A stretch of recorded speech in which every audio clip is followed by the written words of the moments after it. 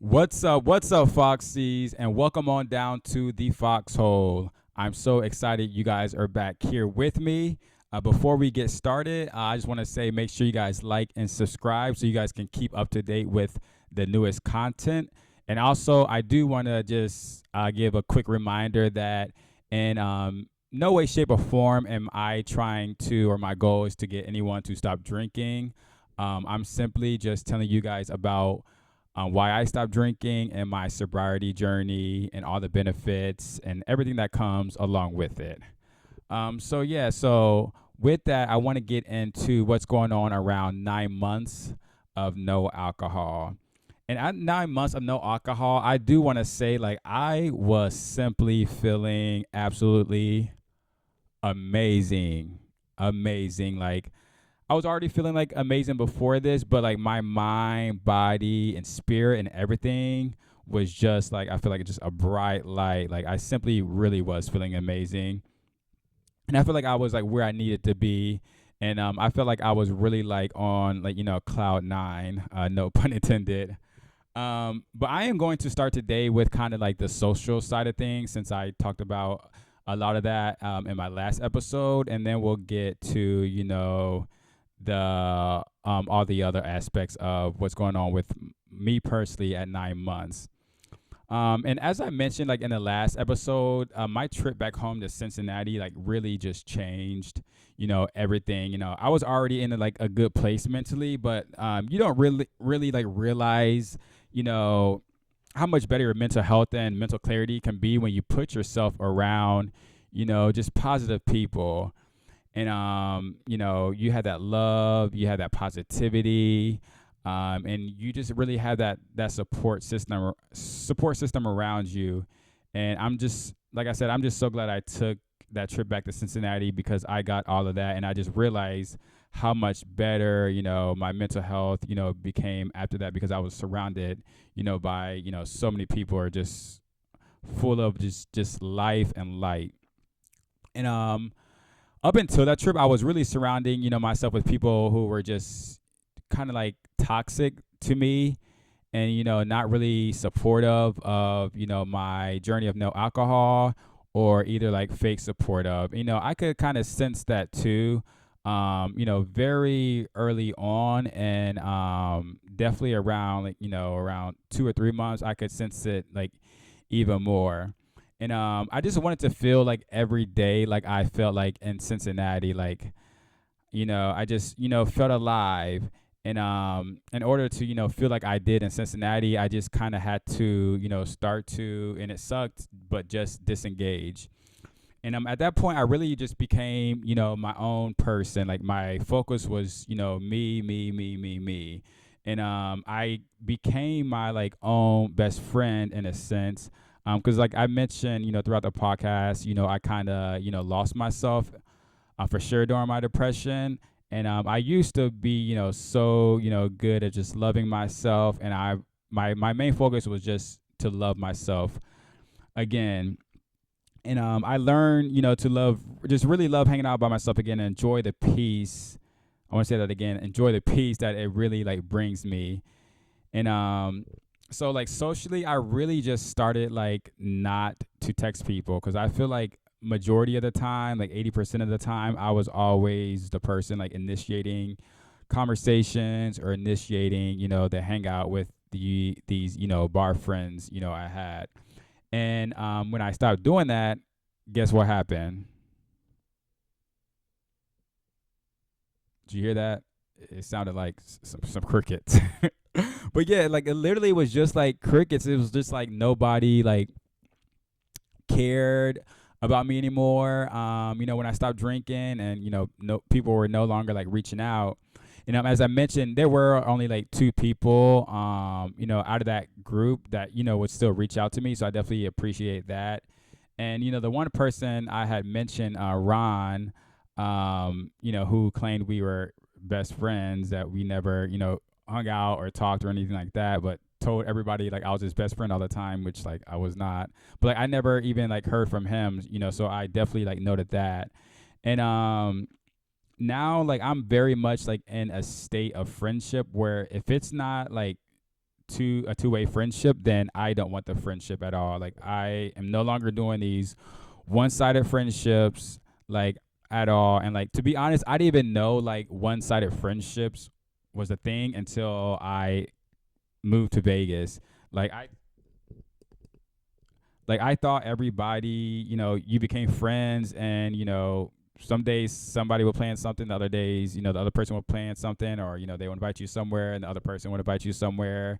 I just thought it was just a cycle of friendship. That's how friendship worked. But when I got here in Vegas, it just I found out that it doesn't work like that. Like, what the fuck is a one-sided friendship? Well, I guess I know now for sure. But yeah, like, so that was definitely a hard realization too, that just realize that people are only your friends when alcohol is involved, or the bar is involved. And also, I never really told anyone this story until now, but that guy Ron or whatnot. So like I saw him on Halloween night, and I wanted to go out because it's Halloween. I wanted to dress up. One night I was like a cowboy. And the other night I was a fireman. Shout out Lil Wayne, Wheezy Baby. So I wanted to go out. So I was hanging out with my friend Patrick. We had went to this bar and we were just chilling. And then we were there, for like an hour or so. And then he had to go, but I didn't want the night to end. So I ended up, texting some people that I knew that were out. And so I went to this area. It's called the Loop, aka it's really called the Fruit Loop District, but everybody just calls it the Loop. And it's just this area of like two or three, gay bars that everybody goes to. So I end up going down there, and there's like this huge like parking lot behind, where the bars are, and that's where everybody parks basically. And this parking lot is huge. Like it's got to be anywhere from like, I don't know, 600 to like 800 people can like park up in there, and people get blocked in all the time. It's just wow. People like pregame in this lot. There's always something going on in that lot. But anyway, so I get there, and I'm team back in. So I back in my car so I can see like this whole lot. Like I'm like, say this is like the fence, and then I can just see like the whole lot. And it's already packed at this point. I want to say it's like 10:30, like 11 on actually like Halloween night. And then I see like there's a bunch of like people like walking past the car, and eventually I see Ron, and like he doesn't know this. This is the first time I'm telling this story, but I had like my windows cracked too. But I hear him talking. I see him like with some guy I've never like even like seen before. But as they were walking past my car, he was just slurring his words like crazy, and he was walking crooked. And at first I was going to say like hi, or like flash my lights on them, but I'm like, no, I don't even want to be around someone that is in this state, because I'm in a sober state. And I just didn't want to deal with that. And I had already not seen him for a while, so I'm just like whatever, I'm gonna stick to what I said. I'm just gonna be my own best friend, and kind of disengage, unless maybe somebody reaches out to me or whatnot. But so I didn't say hi. I don't know if that's like a shitty thing for me to do, but I just couldn't. And like also this guy has been neglecting me, for the past year. So I take that back. I don't feel bad about saying hi at all. But yeah, I just remember seeing that. I'm like, I do not want to be around like a bunch of people that are like this in a bar. I'm assuming he's probably going back into the bar at some point. And I don't want to be around him at all. So I end up just like leaving. I was sitting in my car because I was texting. I forgot to mention this. I was sitting in my car because I was texting my buddies that were I was meeting there, just to make sure they were in the bar. Because like when you go into like a bar like sober, it is a bit like, I don't know. It kind of like gives me anxiety. Like I have to know like you're in there before like I go in. So I just waited in my car for like 2-3 minutes until they had texted me back. And they did, but then I'm just like, I'm just gonna go home because I just don't want to deal with all this. And I'm so grateful that I went home that night, because my peace was not broken. Because remember, I'm in like my peace era now, and my peace was not broken. So I'm glad I made the decision to go home. And I was even so strict with like my peace area that I even extended that to like my family as well. And like family knows you best. They know how to like push your buttons. They know what triggers you the most. So like even like if there was a family function and I felt like my peace was going to be broken, I just wouldn't show up to the family function. So like this just wasn't with like friends. This was with family too, and I was really just standing up for myself and choosing just not to be around anybody or any situation that I felt like did not bring me peace, because I didn't want to feel like in a depressed mode like I had been feeling like the two and a half like the year and a half 2 years that I was in that depression. Because like once you like come out of that and you feel at peace, that's something that you don't want to go back to like at all. And if you ever been through that, I'm sure you can definitely relate. And if you haven't, then I'm sure I hope that makes sense if you haven't. Like even like I even had told my brother one time, I'm like, you can no longer like ride in my car. Like he was always like complaining about, the music I would play. He was a backseat driver. All of a sudden he was Google Maps. So I would tell him like, you would have to, drive your own car. And then he would say, well, you're driving with me. And I'm just saying like, no, I'm not. So like that would like lead to like arguments. Cause like I haven't drove with my brother. And like, I think the last time I drove with my brother was like maybe like 2 years ago on my birthday. But outside of that, it's been a long time. Like, and just for reference, like I don't like driving with anybody, whether it be, my brother, any family, friends, because I just feel like my life is in somebody else's hands. And I rather if like I go out like in a car crash or something like that, I'd rather be because of me, like not somebody else. But yeah, I'm just not gonna put myself in a situation where like I know like I don't feel comfortable, driving with my brother, or I don't like his like music he's playing and that good stuff. Like I was just so much in my peace era, like that's what it came down to. So like you know, I would just always just drive by myself to eliminate like, me feeling uneasy, and me, breaking my peace. Looking back at it, at first I thought, it was really shitty of me to do just because like it was my brother. But like I said, I was just so in my peace era where I just did not want my, peace to be broken. So I'm just like, I'm gonna meet you there. And so nobody like nobody was safe at this point, like in my life.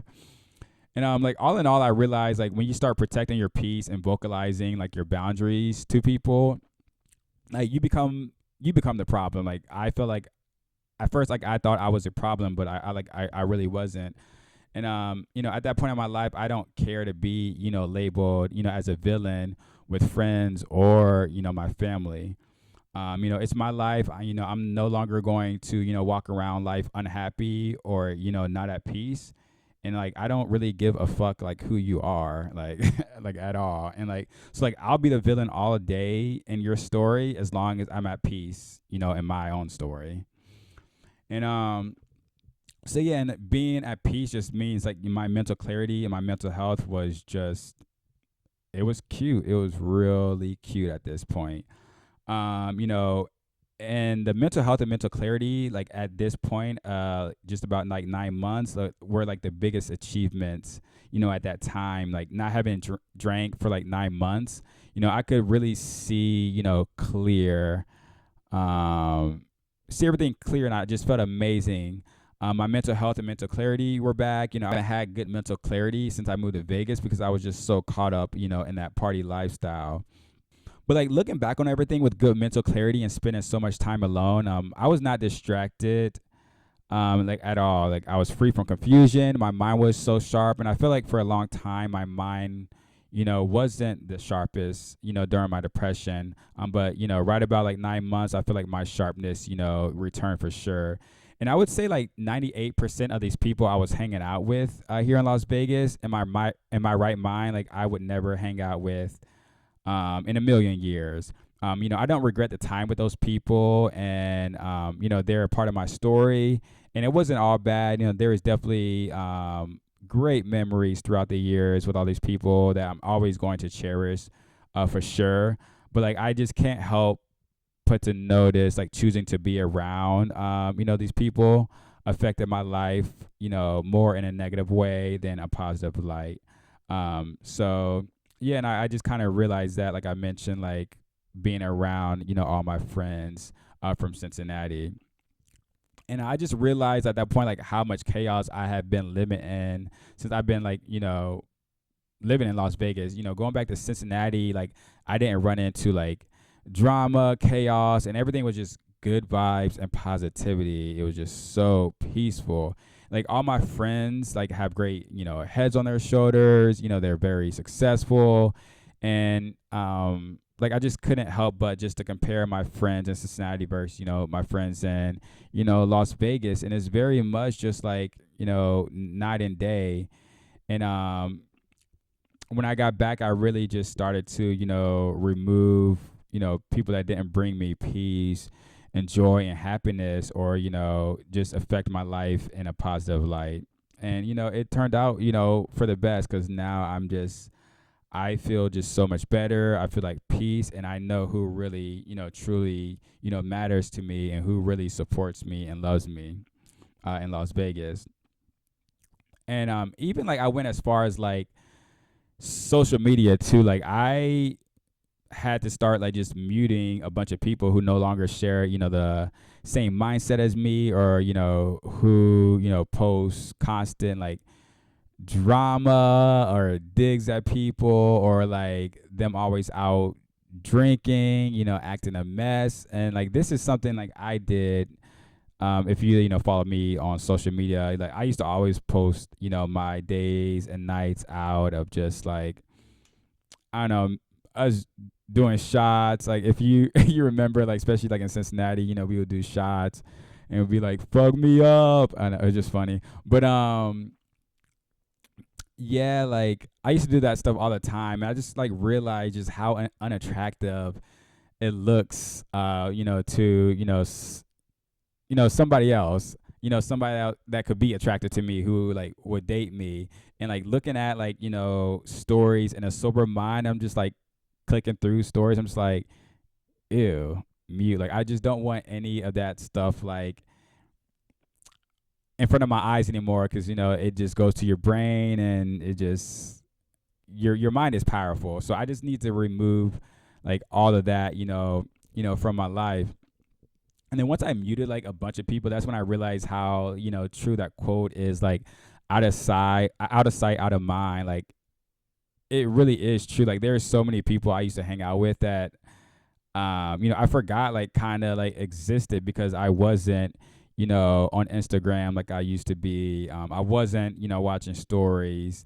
And these people weren't like texting me at all. So like, I would literally just, forget about people. Like, for example, like, that guy Ron, I literally, like, I've known him for like maybe like 3 or 4 years. I literally like forgot all about him until I started writing notes up about, this podcast, and, what to write or whatnot. Like, that's just, it's crazy, like, to know somebody for like 3 to 4 years and just like forget about them. Like, that's just where like my mind is. So like, out of sight, out of mind. Like, I'm going to preach that like to the day I die, because it really does work. Like, even so much if you like, like somebody, and, they're treating you bad, and you're just trying to figure out a way to, you know, get them out of your life, and you not think about them anymore, but you still have them like on social media or whatnot.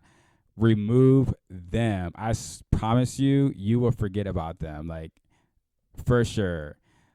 Mute, if you don't want to like unfollow them, mute them, restrict them, do what you got to do. Like, you just got to do what you got to do to, put yourself first. And I'm in this era, the peace era, putting myself era, where I just needed to, just mute people that just no longer just, followed, the same, mindset as me, and morals and values and that good stuff.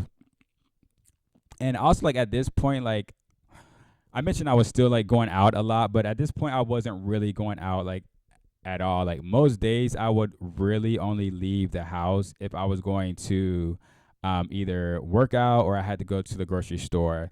And I would go out maybe like once or twice a month to like the nightclubs with one of my best friends, Jess.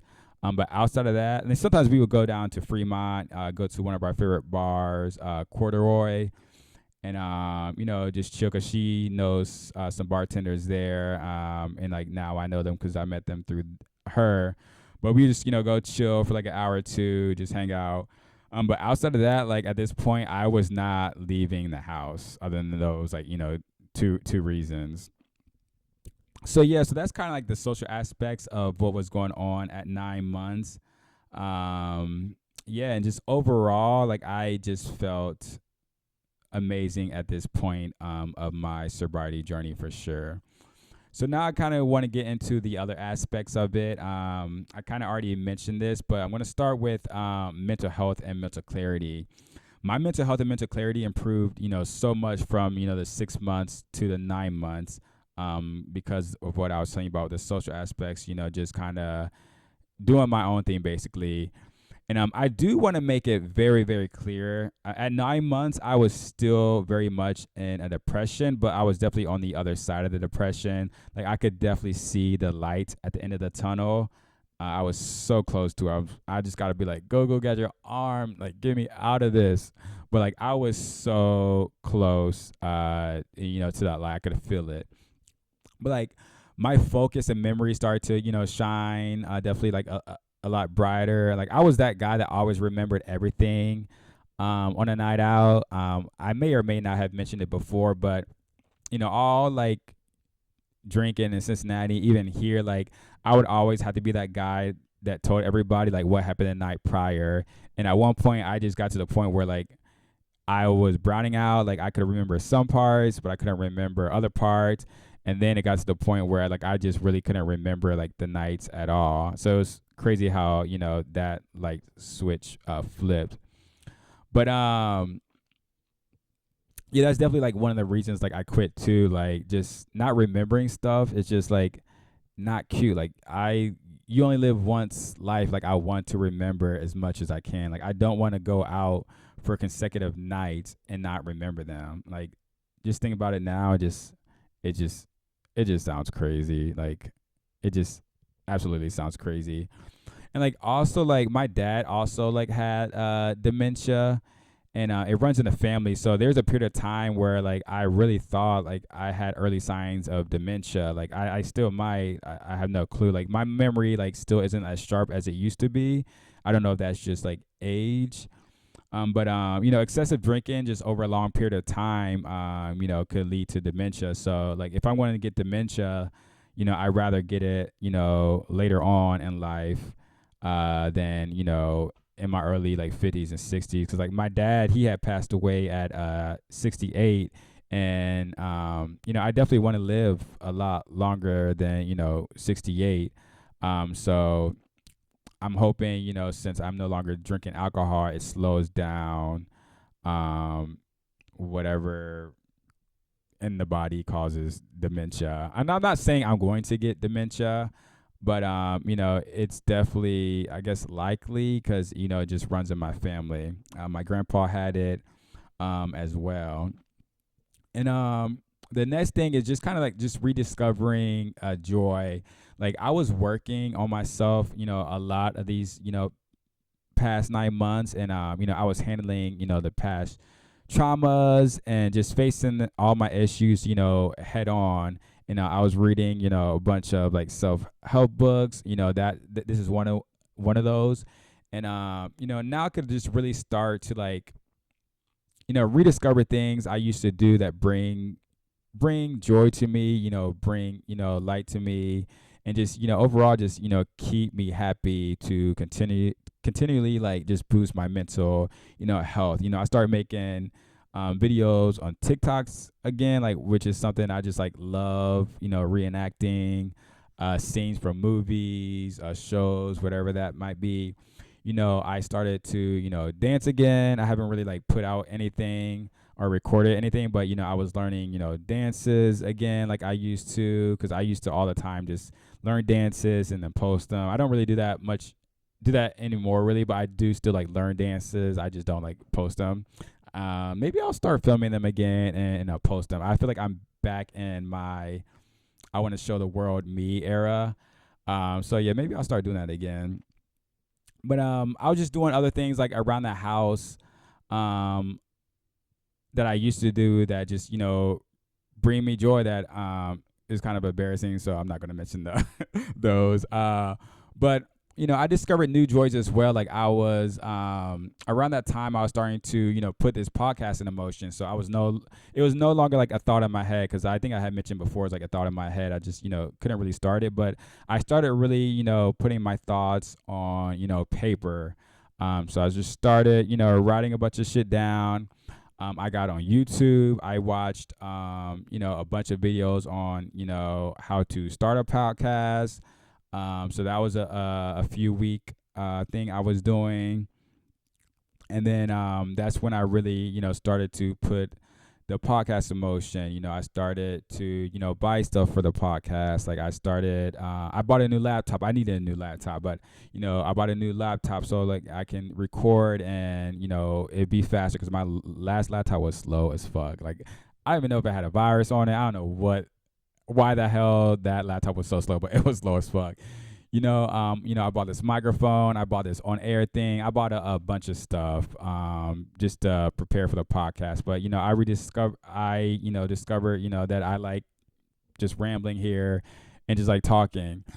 I started to focus on, like a modeling career as well. Like, I had always wanted to do in the past, but I guess I really just, like when I first moved here, I'm not sure if I mentioned this, but when I first moved here, I couldn't, find a job right away. So I'm like, I think I have a nice body. Let me go ahead and try modeling. And I could not get a modeling gig, or I couldn't find agencies at all. Like they all rejected me. So I just like kind of, gave up, and I eventually, found a job, that I'm used to, doing where my experience is. But I, start doing that. I was working out a bunch. I was in the gym nonstop. I was running all the time, and I just wanted to get my body to the point where I'm like, I can go back and I'm going to show these modeling agencies, like, yes, I'm working hard and here I am. You guys better assign me now. I started to pick up and learn how to play tennis. I was playing like nonstop. I was just because like I'm very athletic, I was very average, but I was getting to the point where like, I was like really good. I'm taking, 2 to 3 clinics a week. I'm playing like once or twice a week with, one of my best friends, Lindsay. I'm in like a tennis group. So I'm picking up matches with people in that tennis group. And I just kept on getting like better and better and better. My tennis career is at a halt right now because I had hurt my tricep, and I also have a bad glute and hamstring. So I haven't played in about a month and a half.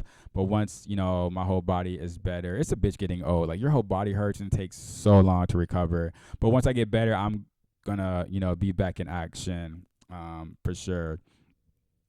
And also, rediscovering like my fitness journey. I told you guys like a long time during my depression, like my workouts went from like 4 to 6 times a week. I think think it was, into like 2 to 3, and even so, like my workouts when I was working out was only like 20 to 30 minutes long, and usually they're like like an hour to two. So I was back to those hour to two workouts, and I was finally just like when I was working out, just envisioning like what I wanted my perfect ideal body to look like, because I wanted to start modeling. And at exactly 9 months, I weighed in. I looked on my app on my phone because I have a Bluetooth thing, a scale that tells me everything. But let's see, at 9 months, I was 151 pounds, and I started this journey at 175 pounds. And so I finally at this point had like my six pack showing, and I had like extreme gratitude, because this was something I had worked for so long, and I could never achieve it. And I who knew that alcohol was stopping me like all these years. And it's so crazy because like I mentioned like I've always been like skinny and like frail like my whole life, and then looking at old pictures of myself like in Vegas, I'm like, ew, gross. Like I did not look like myself. Like if you knew me before like Vegas, you were probably just like, ooh, gross too. Like my cheeks were like just so puffy. I had like the biggest like beer belly. Well, not the biggest beer belly. Like I still like look like I was in shape. I still look like I worked out, but you could definitely tell I drank and I was drunk eating a lot. And I hate looking at those pictures. Like to be honest, like they're so like cringe to me. And there's like so many people had even during that time told me like, oh, you look fine, like all this other stuff, and I would just kind of like go along with it, so I wouldn't really like work extra harder like on my body. And then like at one point I realized like this is what people are telling me, but like this is not what I'm telling myself. Like I want to look better than what I look like when I was drinking. And now that I finally got to that point, like I just felt like amazing. And also it's crazy like with alcohol as well. Like I mentioned I'm injured right now, and like when I was in my depression and drinking, if I was like injured and still like working out and drinking alcohol, like I would always gain weight. Like I would usually gain anywhere from like 5 to 8 pounds. But like now, like I'm still not working. I haven't worked out in like almost 2 months. I've been like ran since the marathon. Ran a half marathon in February. I have not worked out like since then. It's April 11th, and I have maintained the same weight. And it's just because like alcohol, like I'm not drinking, so it's just crazy. Like all those extra calories that alcohol brings, and then I was drunk eating. So yeah, like it's great. So if you want to lose weight and stay consistent, not drinking alcohol is like one of the best ways, to do that. And then I've talked about this before, but not really going to get into it. But my improved relationships with people who I know are my friends, people from Cincinnati, two of my best friends here, like all those relationships, even with my family, definitely have proved, at this point of 9 months of no alcohol. And the last thing I'm going to talk about is, back pain. Um, my back pain at this point was basically non-existent. Like alcohol increases inflammation, in the whole body, including the back. And my back, like, was basically at no pain. Like if you don't know, well, I'm assuming like a lot of people don't know, but like I have arthritis in my back. My back is at a constant state of pain, like all day, every day. Well, like it used to be. Like my spine. So you have you have your spine, and then you have disc. All throughout your spine, and two of my discs are out of place. So they're like kind of like creeping, out of the vertebrae, the spine, and I have two. It's either two or three. I have two or three disc tears as well. So like for example, like when I'm running, those discs are just like pounding and pounding on the spine because they're not in place. If they're in place, they're not moving around. But since they're out of place a little bit, they're just clamping up and down. So there's been several years of my life, even like this was back in like college too. Like I remember going to the doctors and physical therapy all the time, and they were just telling me like, you're not gonna be able to finish out your collegiate career. And I'm just like, the fuck I am. Like I played soccer my whole life. This is my passion. Like yes I am. So like I had to go through like extensive like care before and after games, all of the games, like to keep my back in check. But there is a period of time where my back was just in pain. I was in pain every single day, like all day, every day. It hurt to get out of bed. Sometimes like I would have to like, say I'm sitting here for like 10 to 15 minutes and like I'm trying to get up. I would have to like take a second to get up because there's so much pain in my back. And now that, I'm not drinking, I'm not having those, inflammation sparks, like I really have no like back pain, like at all. It's like I said, it's like very much like non-existent. I haven't took my back medication, and I couldn't tell you how long. It's been several months. Like, I want to say I don't think I've taken it this year, to be honest. 2025. I don't think I've taken it at all in 2025. I think the last time I took it maybe was, I don't know, maybe around 6 months of me like no longer drinking. But so I'm glad that pain has gone away. Eventually, I'm assuming if it continues to get better, because obviously it's going to get, I mean, not get better, but get worse, because it is going to get worse as I age. Hopefully, like, I don't have to have back surgery, but that the doctors definitely had said like maybe down the road I may have to get back surgery. But I feel like I would, maybe if I do have to get back surgery, it probably would happen a lot sooner, if I, were drinking. So that's definitely a huge positive for me, because that's something, that was affecting my life for a very long time.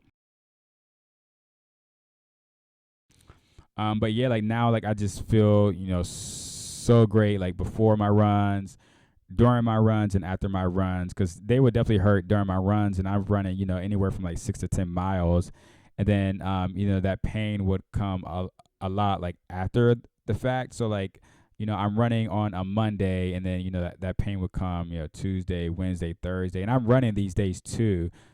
So like that pain would just be consistent, throughout the week. So now I just been living life pretty much back pain free, which is, great. Um, so yeah, I just realized I was wearing the Looney Tunes shirt, Toon Squad. So yeah, so this is kind of what's going on at 9 months of me, no longer drinking, just the social aspects and what's going on with, the mind, body, and spirit. And as I mentioned, like at 9 months, I am simply feeling amazing. I'm in my depression, but there's a light out of the end of the tunnel. I can clear it. I can see it. I'm just not there yet, but I'm almost there.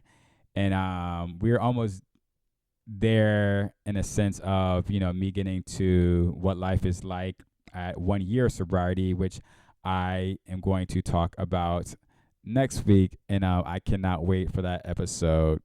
So before you click off the page, just make sure you go ahead and like and subscribe to the page, and tell your friends about the podcast as well. If you know anybody that has been thinking about, not drinking, just tell them, check out, your friend Bruce's, podcast, or have them, message me. I'm always here to help. And if you guys have any questions at all, something that I may not have answered that you have a question about, just slide into the DMs, and I'm always here to, answer those questions for you guys. So, my Foxies, thanks so much for joining in. It's always great to see you guys. And I hope you guys have a good rest of your week. All right, I'm out, Foxies. See you later. What's up, Foxies? Thanks for watching. Make sure you like, subscribe, and hit the notification bell. And be sure to follow me on social media at the Foxhole Pod. See you next time. Whew, 40 minutes. All right. Oh my gosh, my knee is cracking. Ah. Oh Lord. And I was just fucking talking about like how it takes me a second to get up. But this is my leg, not my back. My leg always like locks up, and I have to like extend it until like pops. Let's see if we can hear pop.